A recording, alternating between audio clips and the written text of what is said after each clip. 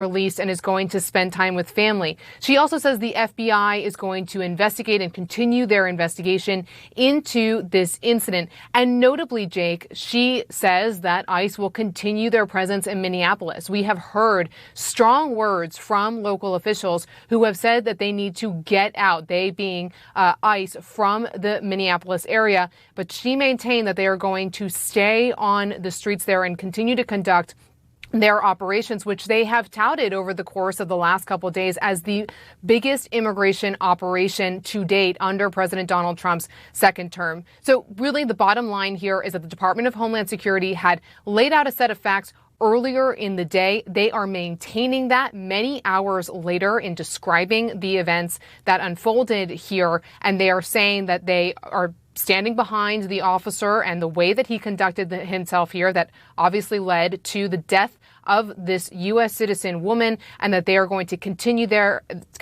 in Minneapolis and will defer all of their questions to the FBI for investigation. But certainly, again, Jake, the secretary sticking with what the department has been saying over the course of the day. Right. So I'm gonna read the comments that she made at the top of her remarks just a few minutes ago, and then after I read that, I want to show the actual video so all the viewers out there can assess if what they heard from Secretary Noem lines up with what they see in this video. And then I'm going to go to Whitney Wild, who is on the scene of the shooting. So she said that this all started at 10:25 a.m. And there was that incident with the car stuck in the snow. Okay, then she says, law enforcement was attempting to push out this vehicle. A mob of agitators that were harassing them all day began blocking them and shouting at them, impeding law enforcement operations. Okay, she hasn't said that that's the woman in question. But then she says, ICE officers and agents approached the vehicle of the individual in question, who was blocking the officers in with her vehicle, and she had been stalking and impeding their work all throughout the day. ICE agents repeatedly ordered her to get out of the car and to stop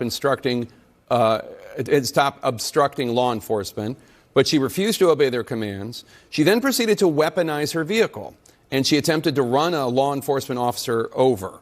This appears as an attempt to kill or to cause bodily harm to agents in active domestic terrorism. The ICE officer, feeling for his life, and the other officers around him and the safety of the public, fired defensive shots. He used his training to save his own life and that of his colleagues. That is what the Secretary of Homeland Security said just minutes ago about the video I'm going to show you right now. No!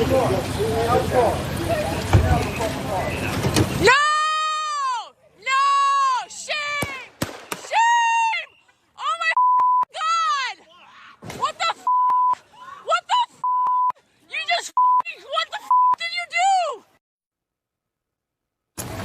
Whitney Wild, you're on the scene. I am sure that Secretary Noem, sticking with the version, her narrative of what happened on that street that she shared earlier this day, that she's maintaining that that's what happened, is going to upset a lot of people who saw with their own eyes what happened. Absolutely. I think it is very clear, you're hearing from Governor Tim Walz, Mayor Jacob Frey, that they have seen the video themselves. They do not believe that the narrative that DHS is putting out there is true. And actually, people are so angry here that earlier today when I was describing the DHS statement, the moment that I started to describe it, people started screaming because they were offended by this DHS narrative that this was a justified shooting. They are incredibly angry. Secretary Noem's words, I am sure, will do very little to calm tensions here. They may even inflame them. And now the question is, there's all this anger. Where does it go? What is the direction that this anger will take? As I mentioned before, and we've been talking about all day, the context here that is unique to Minneapolis is that this is the aftermath of the George Floyd riots that started a nationwide change in law enforcement. This is a city that tried to build back a lot. They don't want that to get torn away, but they realize that that is a possibility. Earlier today, we saw protesters at the courthouse. In some of the video, you can see them shouting, chanting, at one point seeming to either lock arms or kind of stand in a line. There is also video that shows a cracked window. So the question becomes, does the anger get directed toward the federal law enforcement buildings here, the federal court? Does it get directed, as we've seen in other cities, at the ICE field offices? We certainly saw that in Chicago. We've seen it in Los Angeles. So that really is the question. Right now, again, we are just yards from where this woman lost her life. It was right where I'm standing that this all unfolded. And right now what you're seeing is people moving away. They're trying to reopen the street so that people can park. This is a residential area. There were a lot of people who saw this, a lot of people who took video of it. And people are, they're here to pay respects to the woman who lost her life. They're here to listen to people speak.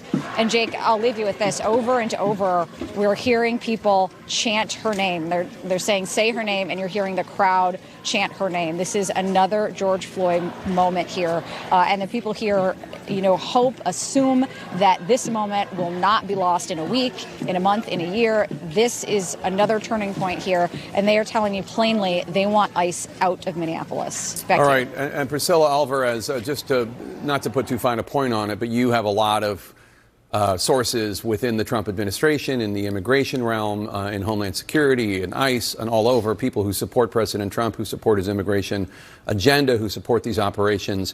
And even some of them do not think that this description, this narrative of events from the Secretary of Homeland Security is what they see in that video. Yeah, Jake, I'll add to that typically what we often hear from federal law enforcement sources, too, is that unless they have the whole set of circumstances, they can't pass judgment. But in this case, just from the videos they have seen, a lot of my sources are scratching their heads. I actually, just before we went on air, had a veteran ICE official who texted me and said they just don't recognize this agency anymore.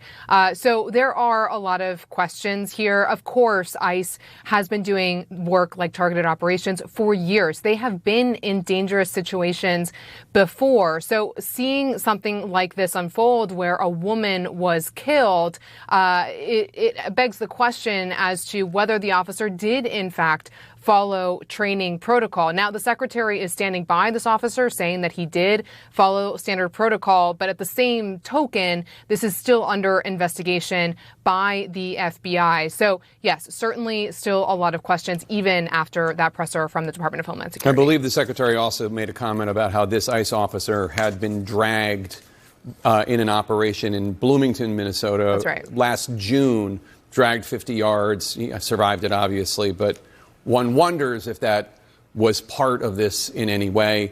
Priscilla Alvarez, Whitney Wild, thanks to both of you. Really appreciate it.